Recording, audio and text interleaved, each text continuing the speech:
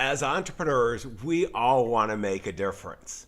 We want to take care of the people we love, the causes we care about, and make that small difference in the world. And I've got a remarkable entrepreneur that I'm going to share with you who's doing just that. And it's going to really, at a young age, is making a huge difference. But he's lived an awful lot of life in a relatively short period.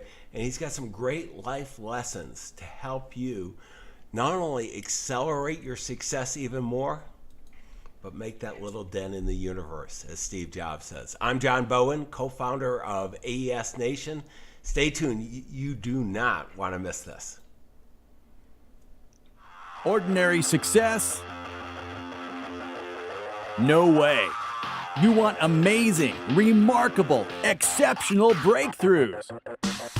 Dig deep, think bold, drive hard, watch yourself soar beyond your dreams. AESNation.com.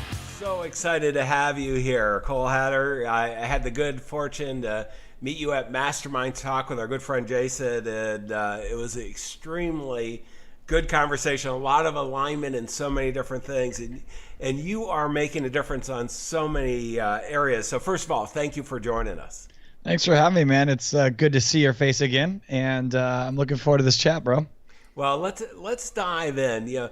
One of the things that I was so impressed with, Cole, is not only meeting you but looking at your background, what you've done already.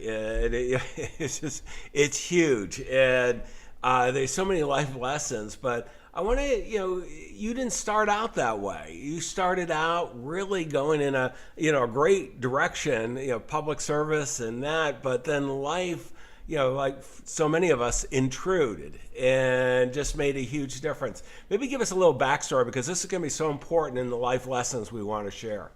Yeah, so I started my career as a firefighter while still in high school. In the evenings and on the weekends, I went to a junior college to take care of all my prerequisites to get into the fire academy, so that when I graduated high school and most of my friends were then going off to college, I had already done what I needed to do, went right into my fire academy and started working with the department at 19 years old.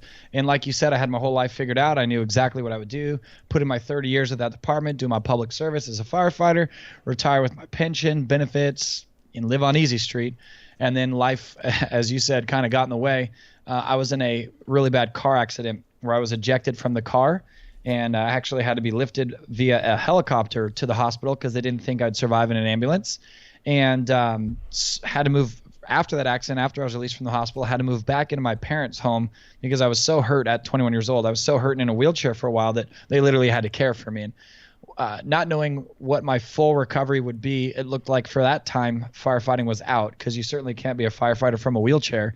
And so I needed to start looking, okay, well, depending on what my physical recovery will, what other options do I have? And I looked at, the things that would be available to me with potential physical disabilities. And I'd always had an interest in owning my own business. I always figured, hey, once I academy and get through my rookie year and kind of get settled and into a cadence and a routine on my off days, which is one of the perks of firefighting, you have these rotating schedules, I'll probably start some side hustle, some business. And now that firefighting was out of the picture, I said, well, screw it. I guess I just got to triple down on that. And that was the beginning of this entrepreneurial career, I guess. As far as legitimately, I had some side hustles as a child, right, going door to door and selling things. But the first time I actually had an entity and paid taxes, still a business owner, was at 21. And originally it was just supposed to be a season of while I was healing physically, that I would have some type of income coming in, and then we'd see where I got and then go back to the fire service. But ended up doing well enough and loving it.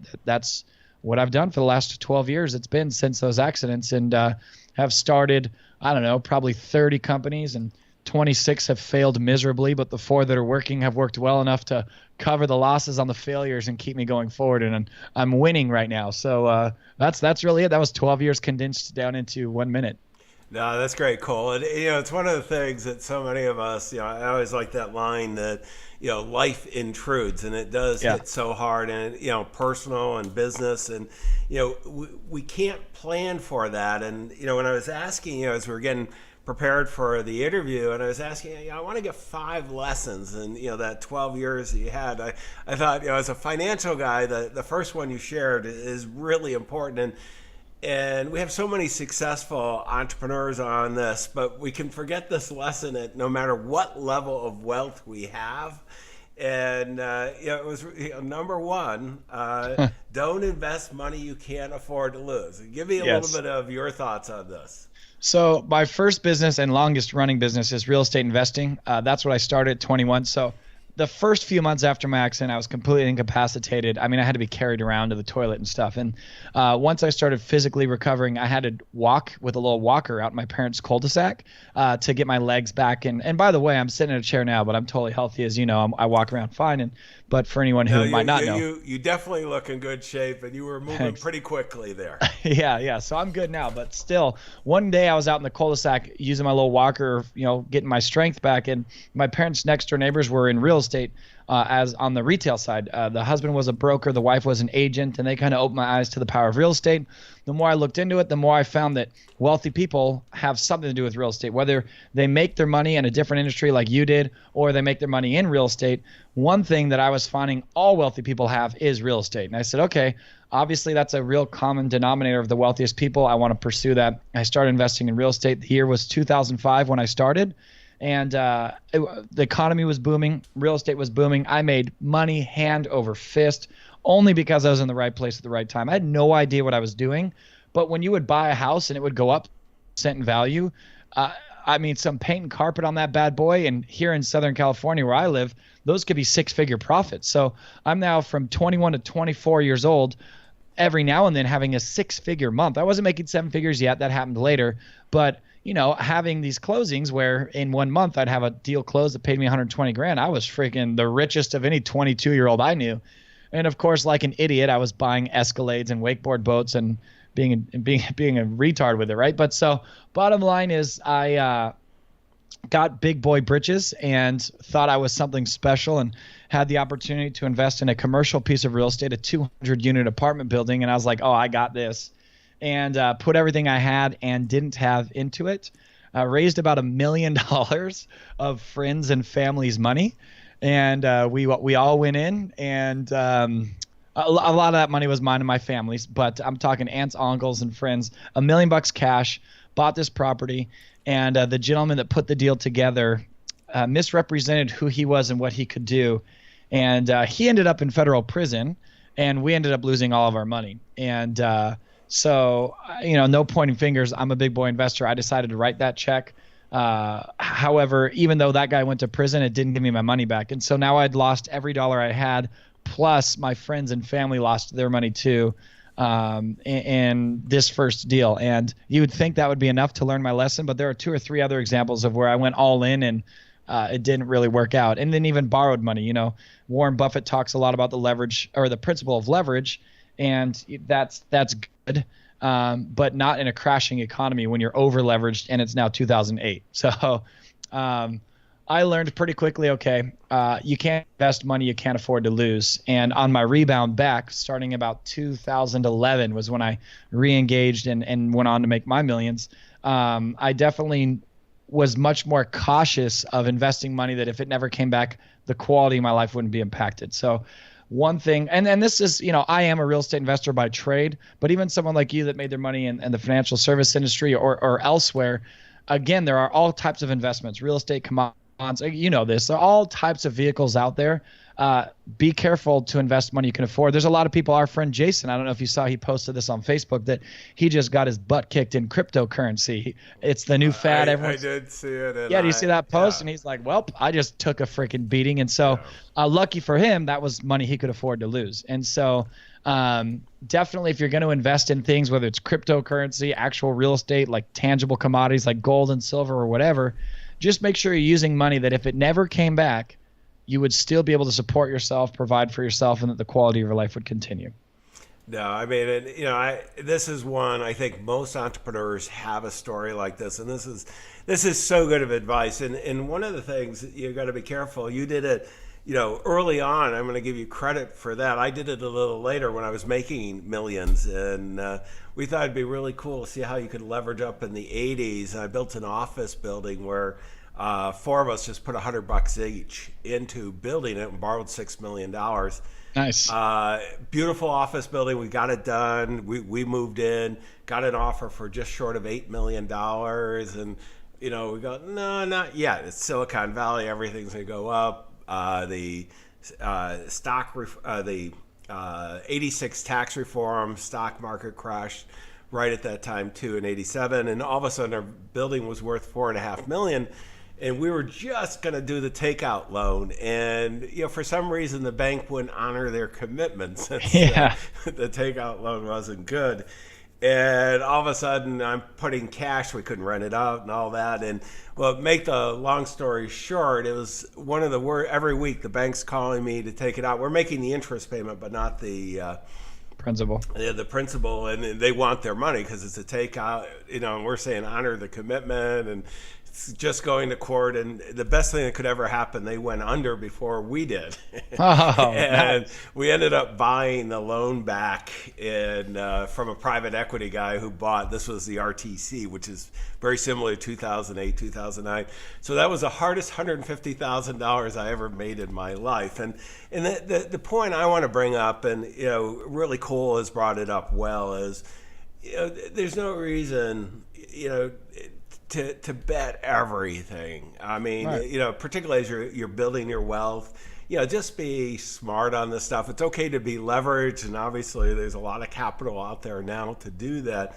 But to be really smart about it, because we're building businesses, we're investing for quality of life, not for more money, not for more business. And the people you love, the causes you care about, there's nothing worse than explaining to your loved ones, your families, as you did, Cole, what happened. And we don't want to do that. Now, one of the things I do love, though, is that number 2 is triple down on your strengths. I mean, this is where you don't triple down on your losses. Triple down on your strength and outsource the rest. What are we talking about here?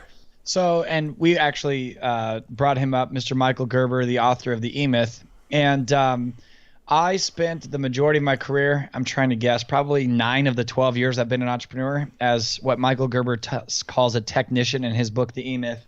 For anyone who's unfamiliar with that book, basically a solopreneur, someone who does everything, maybe like a bookkeeper who went to college, got their accounting degree, and instead of going and working in a finance department of a business, they decide to become a bookkeeper and drive to people like you and my homes and offices to do our weekly bookkeeping for us. And at first it sounds like fun. Oh, I don't have a boss. I've got all this freedom. But as their client base grows, they start working 5, 6, 7 days a week, 10, 12 hours a day to service their clients because they are the only person in their business. They personally show up. They personally do the work. And so for a lot of people listening to this right now, you might find yourself in that technician role where you are self-employed, you don't have a boss yet, you are the only person in your business, and you're exchanging kind of time for dollars in essence. And if anything were to happen to you, maybe not as dramatic as my car accident, but you even got really sick for a couple of weeks and couldn't show up to your clients to do their bookkeeping or whatever your product or service is, you're completely out of income. And so I spent 9 years with my father as my business partner. So there was 2 of us splitting the workload, but still there was just the 2 of us. We would have contractors renovating our houses and realtors selling them, but they didn't work for me. They're independently contracted to do the work or sell the house. As far as the day-to-day grind of 100% of the operational efforts and literally running the whole company was on our shoulders. And not only is that a guaranteed way to plateau, because we're all only capable of so much output. Some of us have insane work ethic like Gary Vaynerchuk. Others of us are like your neighbor up there in the Bay Area, Tim Ferriss with the 4-hour work week, who want to work less than more. But all of us I do know Tim reasonably well, and he works more than 4 hours. Yeah, that's true. Yeah, things have changed. But still, that whole concept of automating, systemizing, and removing yourself from your business, which is a lot of what he talks about in the 4-hour work week, versus Gary, who very proudly says, I work 7 days a week, 18 hours a day. We're all only capable of so much. And so it wasn't arrogance like that I thought I could do it the best. It was ignorance. So it wasn't arrogance like, hey, I'm the best, so I can't hire people. It was ignorance and not understanding how to run a business. And so the things that I was mediocre at, I was spending all my time trying to get better at, to still only be maybe average at it, where there could be someone else. Like, let's talk finance, for instance. I'm at my home office right now, but if I were at my real office, I have a whole finance team now. I'm not bad at math. I know how to do my payroll and my accounts receivables and payables, and I understand spreadsheets. I just hate it. It's just not for me.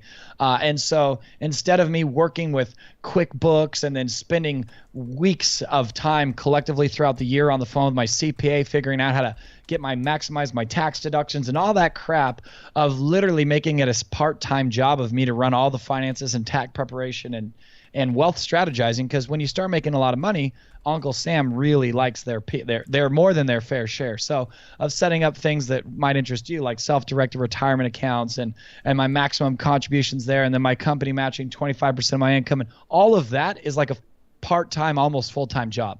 And so I outsource that now. Instead of me trying to be a mediocre finance guy, I have a CFO who does all of that, and magically, poof, my bills are paid. I mean, I don't even pay for my own cell phone anymore. Like, I'm almost a child again, where all my bills are magically paid for me. My only role when it comes to money is making more of it, and it all magically goes where it needs to go. So that's one specific example to me of where, instead of me working on trying to learn QuickBooks and watching YouTube videos explaining it all and all that crap, someone just handles it for me, and that gives me so much more bandwidth back to do what I am awesome at, to go out and build a business and make more money. So another lesson I learned the hard way, it took me 9 years before I hired my first true employee, was don't do everything. Triple down your strengths, outsource the rest.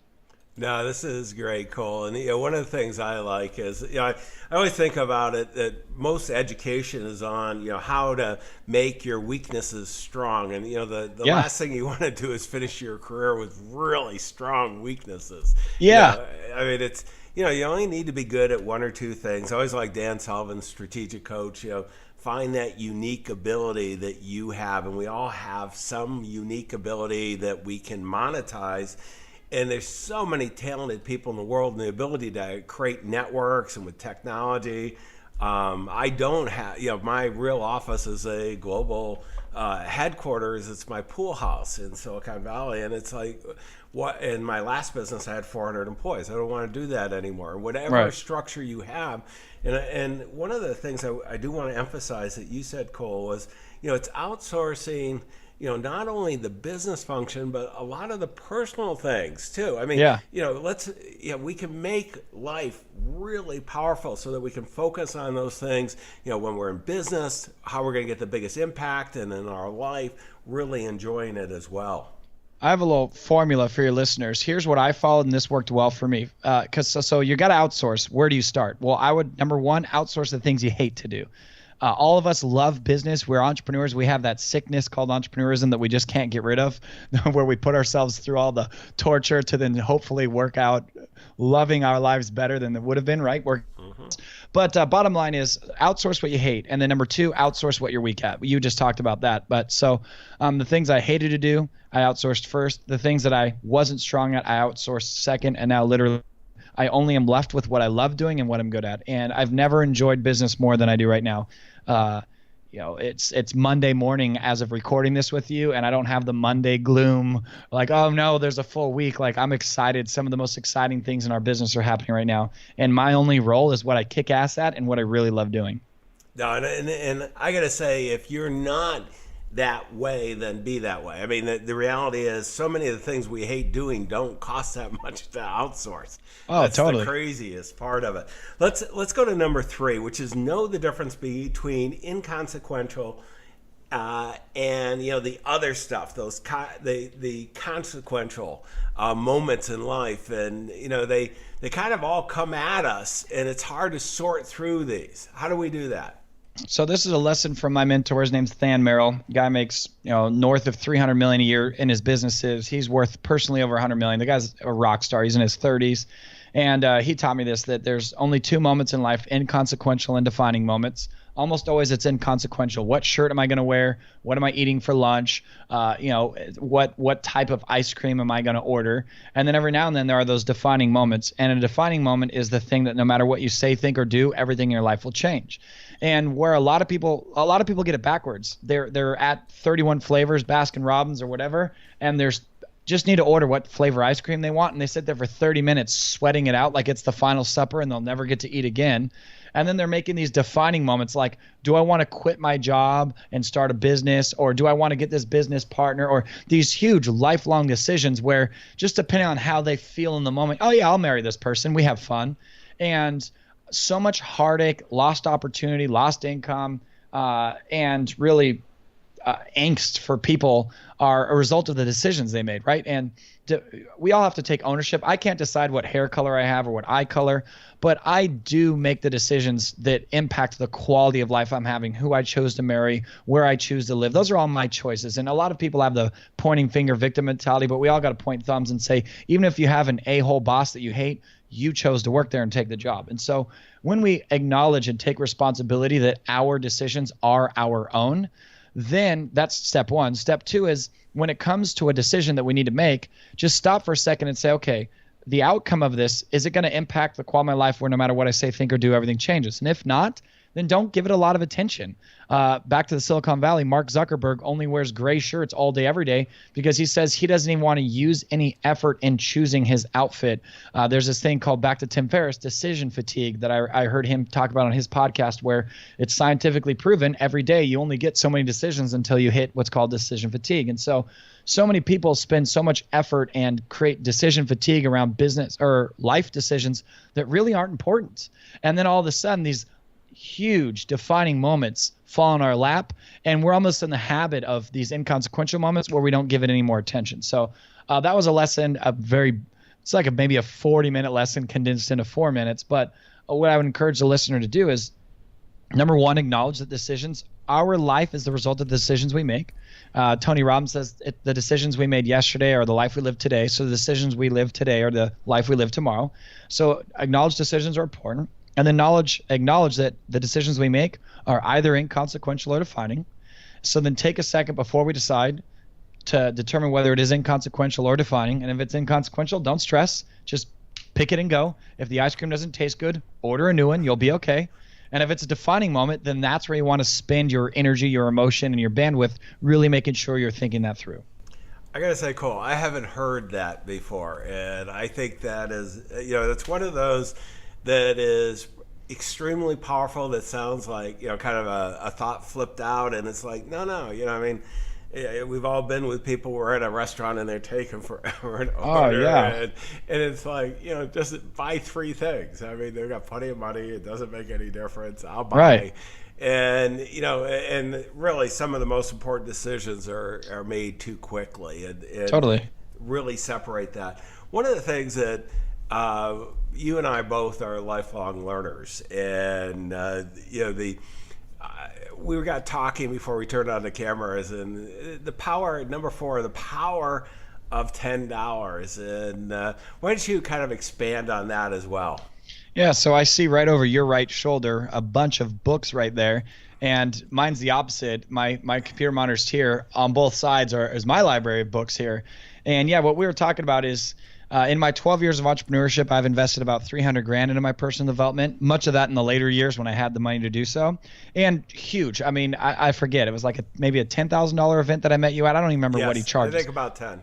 Yeah, Jason. 10, somewhere around there. So those things are huge. And I look at my 12 years of investing several $100,000 to myself, which a $300,000 investment to make millions of dollars, cool, I'm ROI positive. I've probably read about 150 books in those 12 years, business books, nonfiction, just like do this, 4-hour work week, E-Myth we've talked about. There's 2. And if I've got to compare the impact the 300,000 has made and the lessons that I've used in my business and learned and applied to the 150 books that maybe I spent $2,000 on, what is 150 books? Maybe $2,000 on. Man, they're pretty comparable of the lessons, the actionable step-by-step items that I've implemented in my life or my business from the $2,000 and 150 books read, than the $300,000 of in-person events like where I met you, or personal coaching. I have a life coach, business coach, etc. And so the life lesson or lesson number 4 is to read more. It sounds almost cliche, kind of like, oh man, Cole, I've been hearing this since kindergarten, to read. And I get it. And I'm not a strong reader, just so everyone knows. I've got crazy ADHD. I'll literally read every word on a page, but I'm thinking about wakeboarding or surfing. And I then have to get to the bottom of the page and go back to the top and reread it, because even though my brain was reading the words, I was thinking about something else. And so, like, it's not like I'm an avid reader that it's just effortless and I'm a speed reader and I go through a book a day, but a life lesson I learned is to read more. I challenge myself to try to read a book a week. I want to try to read 50 books this year. The year is more than halfway over and I'm only at about 18 books. So I'm going to have a really busy second half of this year. But I think it's really important from my perspective to share with people who may be a beginner entrepreneur and might not have millions of dollars, that get to look at us going to these events. And you said that you invest over 6 figures a year into yourself even now, right? And you also shared that you've sold your business and you're kind of in the sweet golden years of retirement where you get to do whatever you want, yet you're still investing that much money into yourself. So we have the means to do that. And there's a lot of beginners that say, well, Cole, I can barely pay rent. How am I going to invest $300,000 on myself? I'm telling you, pound for pound, I think a book is a better investment. I spent, like I said, $2,000 on books to get as much impact as I have on $300,000. Now the relationships are important. I wouldn't have met you if I didn't spend the 10 grand or whatever it was. So if we're measuring it based on relationships, there's definitely ways to have it. The knowledge transfer. I mean, I totally agree with this. Is that the free videos, the on YouTube. I've written 20 books. I've got a partner who's written 50 books. This year we'll write probably about 5 together. And we're in kind of a big thought leadership with a few businesses we're building.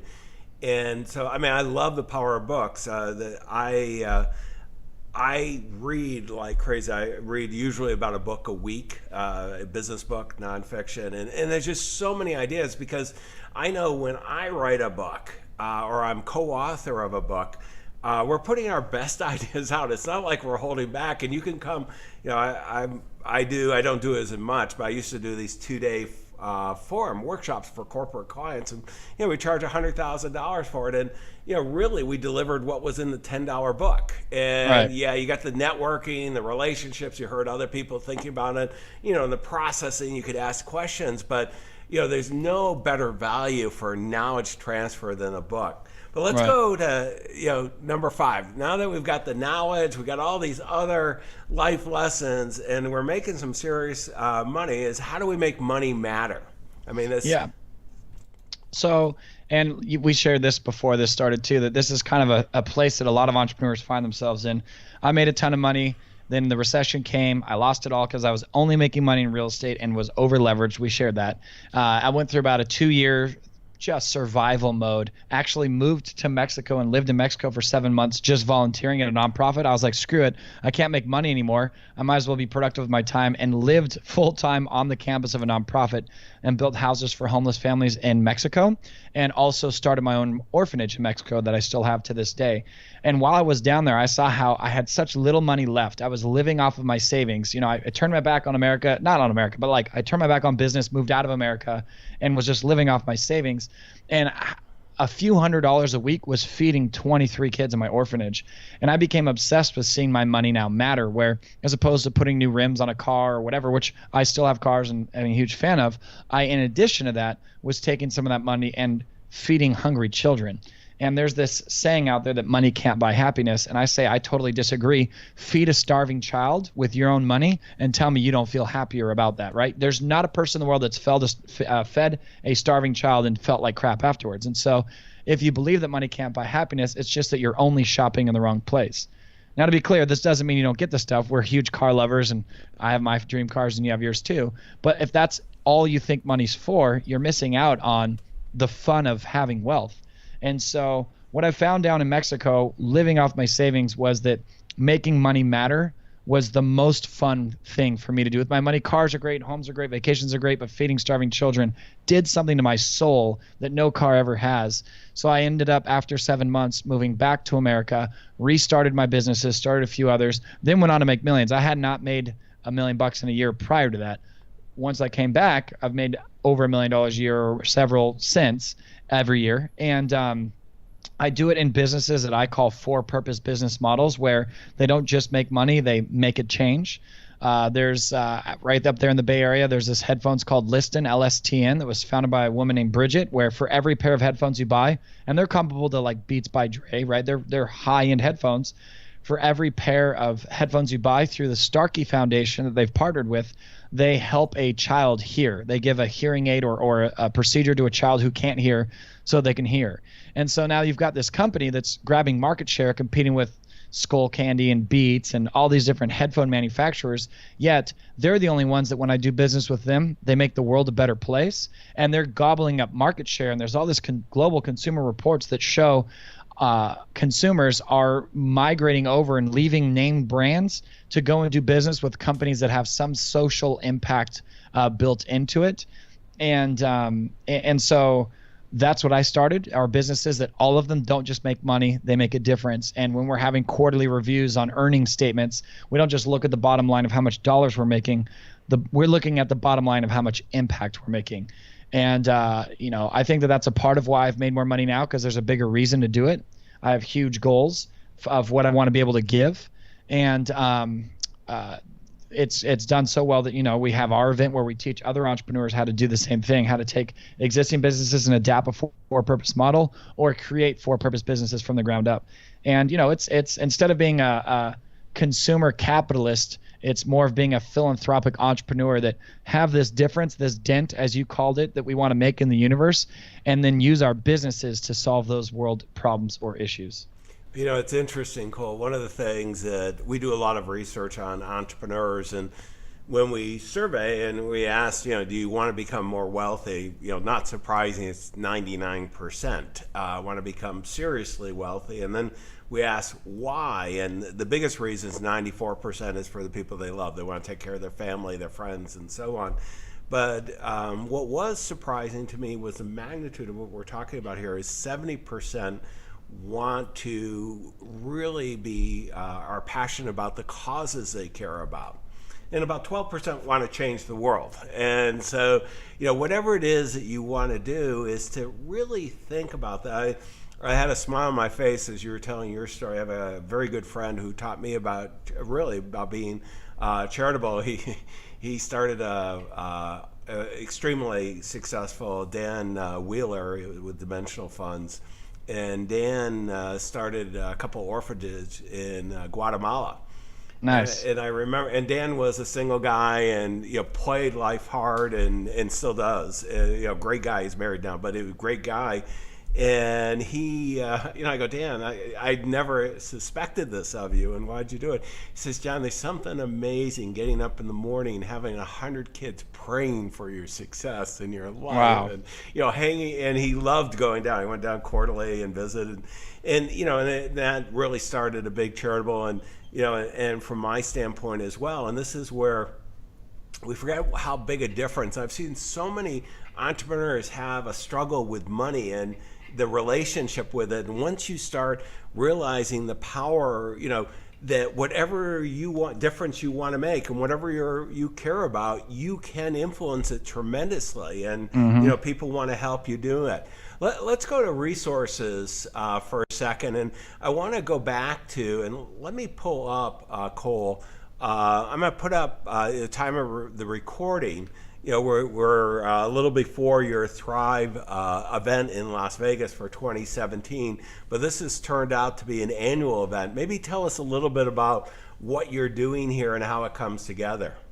Yeah, so this September 29th through October 1st, Friday, Saturday, Sunday, out in Las Vegas, Nevada, we're hosting our annual event. Like you said, it's a 3-day business conference, and so our audience are entrepreneurs and career professionals, but definitely in the world of business, to learn from some of the brightest minds in the world, people like Gary Vaynerchuk, Robert Herjavec from Shark Tank, Grant Cardone.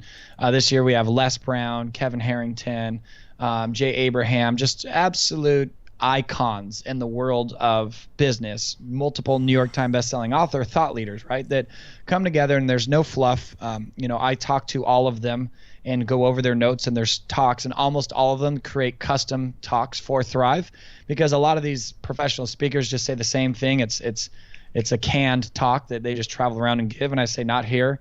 Here's what my audience needs. So it's always fresh content of teaching literally what works in business today. Not like hey, here's what feels good, and close your eyes and visualize. It's like 2 + 2 = 4. Do this. Here's how you set up this. Here's the phone number to call here. And we teach people about 70% of the weekend actionable, practical steps of how to make money. And then that other 30% is me and a few of the other speakers teaching the for-purpose business model where, okay, cool, you now know how to get rich.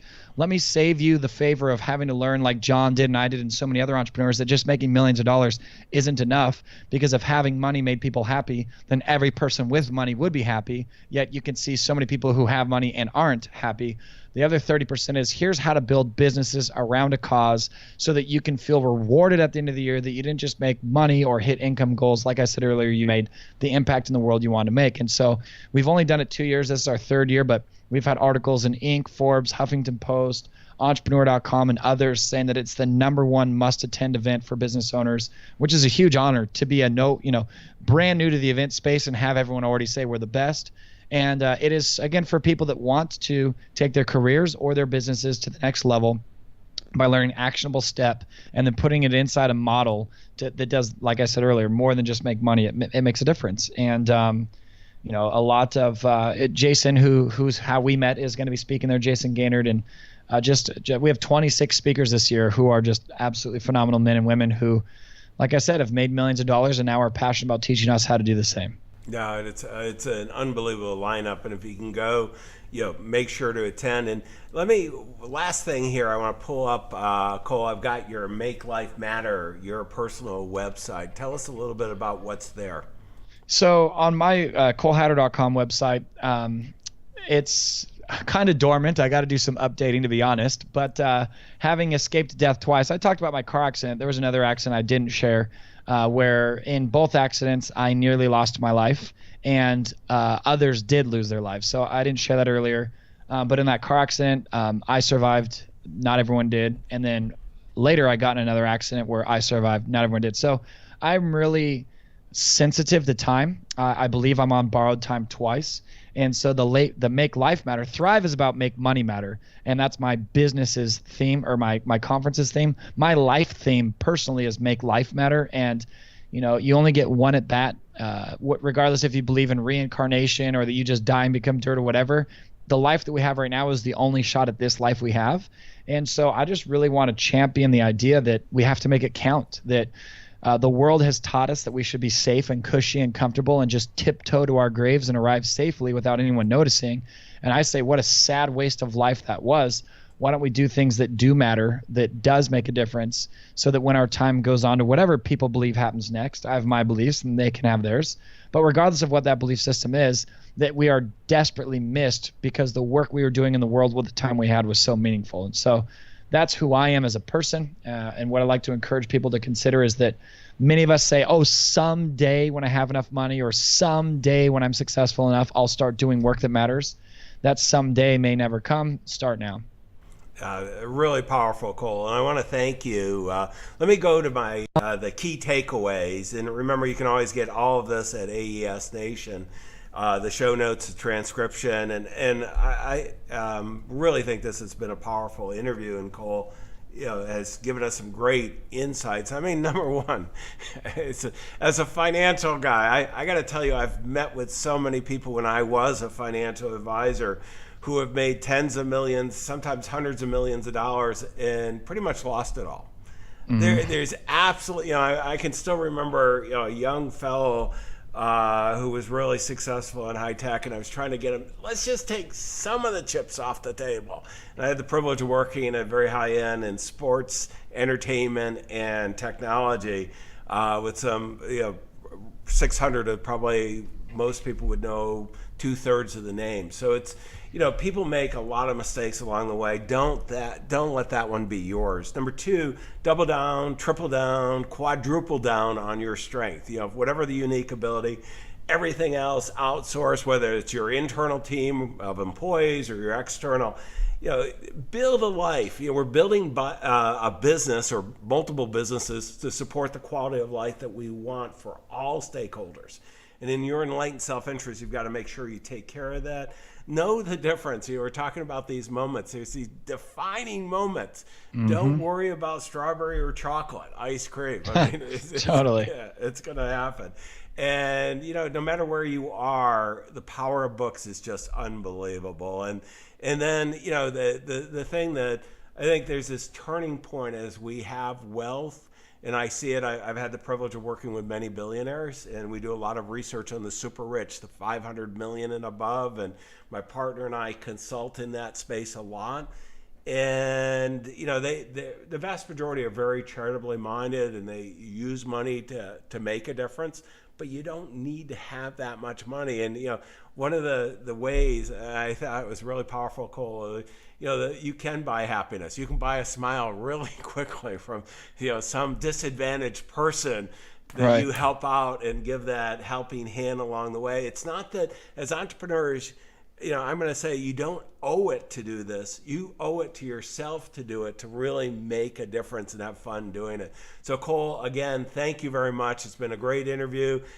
Show notes, everything, AES Nation.